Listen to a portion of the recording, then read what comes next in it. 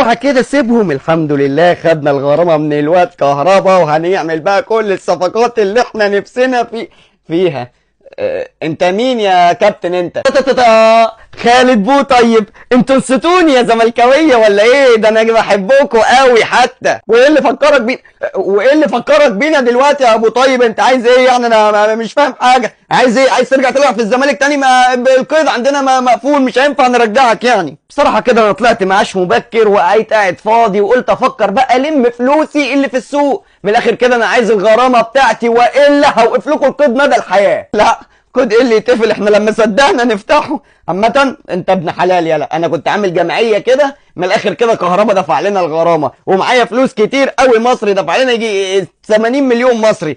قول لي بقى انت عايز كام يا ابو طيب؟ لا معلش خلي المصري ده معاك تجيب لك بيه طعمية تفطر بيها. انا الغرامة بتاعتي 2 مليون و400 الف دولار.